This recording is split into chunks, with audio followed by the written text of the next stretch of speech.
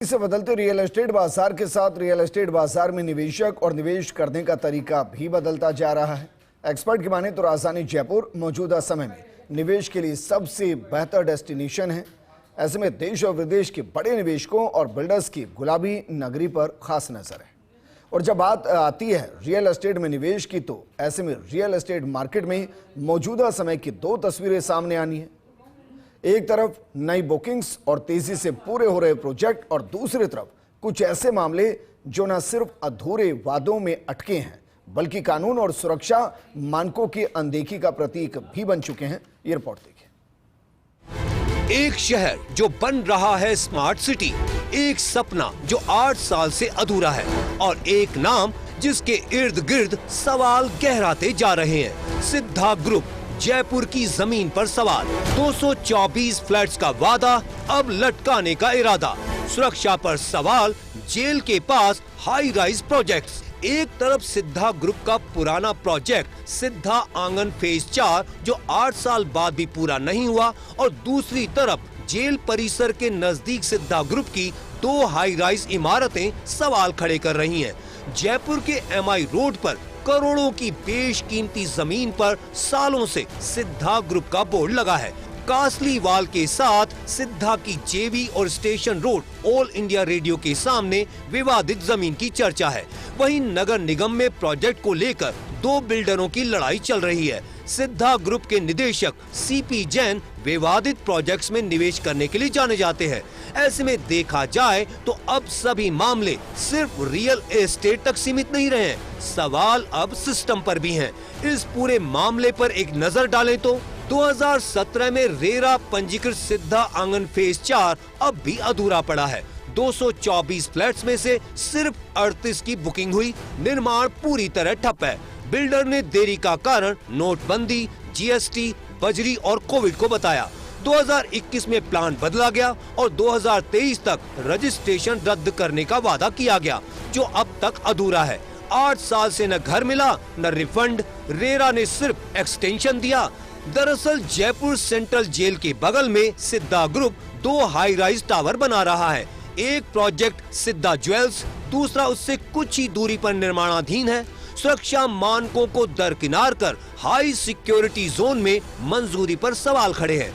JDA और town planning की चुप्पी ने नियामक व्यवस्था को कटघरे में खड़ा कर दिया है। सिद्धा ग्रुप पर हवाला और नकद लेन देन के आरोप हैं, जिस पर अब तक कोई जांच नहीं हुई है। रेरा ने एक्सटेंशन दिए लेकिन कोई ठोस कार्रवाई नहीं हुई। अजमेर रोड पर पिछले कुछ वर्षों में दाम बढ़े तो बिल्डर ने स्ट्रेटजी लगाई। 38 ग्राहकों को रिटर्न देने का वादा तो किया, लेकिन प्रोजेक्ट का काम ही नहीं किया पूरा। बिल्डर फ्लैट कैंसिल होने के बाद प्रोजेक्ट को नए सिरे से लॉन्च करके बढ़ी हुई कीमत में फ्लैट बेचने की तैयारी कर रहा है, लेकिन खरीदार आज भी इंतजार कर रहे हैं। वहीं सुरक्षा की दृष्टि से देखा जाए तो जेल के पास 2 हाई राइज टावर हैं, जो सुरक्षा पर सवाल खड़े करता है। इसमें एक प्रोजेक्ट का नाम है सिद्धा ज्वेल्स और दूसरी इमारत इसके बिल्कुल पास बनाई जा रही है। चौंकाने वाली बात यह है कि दोनों टावर जयपुर की केंद्रीय जेल के बेहद करीब बनाए जा रहे हैं। केंद्रीय कारागार जैसी सुरक्षा संवेदनशील जगहों के आसपास निर्माण की ऊंचाई और दूरी पर सख्त नियम होते हैं। अब इस पर सवाल खड़े हो रहे हैं कि इन दोनों इमारतों को मंजूरी कैसे मिली? क्या JDA ने ग्राउंड इंस्पेक्शन किया? क्या प्रशासन और टाउन प्लानिंग विभाग ने साइट की संवेदनशीलता को ध्यान में रखा? शहर की पॉश जगहों पर सिद्धा ग्रुप के विज्ञापन भले ही बड़े हों, लेकिन उनके पीछे सवाल कहीं ज्यादा बड़े हैं और जवाब कहीं नहीं है। सूत्रों का दावा है कि सिद्धा ग्रुप के प्रमोटर और उनके बेटे पर हवाला और नकद लेन देन से जुड़े आरोप भी हैं। इसको लेकर सिद्धा ग्रुप के मालिक CP जैन के बेटे का एक वीडियो पूर्व में वायरल हो चुका है, जिसमें वे प्रोजेक्ट में करोड़ों के कैश लेन देन की बात करते दिखाई दे रहे हैं।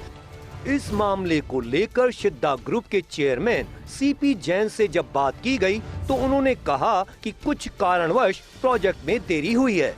इस मामले को लेकर हम काम कर रहे हैं। वहीं जेल परिसर के नजदीक विवादित बिल्डिंग को लेकर CP जैन ने कोई जवाब नहीं दिया।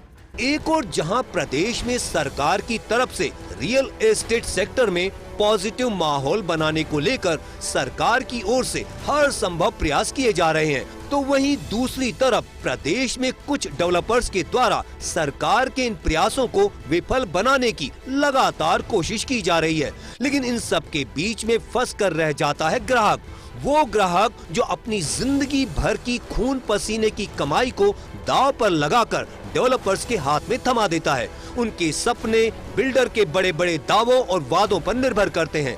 किसी का सपनों का आशियाना तो किसी के खून पसीने की जिंदगी भर की कमाई आखिर में बंद होकर रह जाती है रेरा की फाइलों में। जरूरत है प्रशासन की ओर से इस तरह के मामलों में इस तरह की नजीर पेश की जाए जो रियल एस्टेट सेक्टर में न केवल पॉजिटिव माहौल पैदा करे, साथ ही बूम भी पैदा करे, ताकि ग्राहकों के साथ साथ सरकार को भी राजस्व का फायदा मिल सके। आसिफ खान की रिपोर्ट।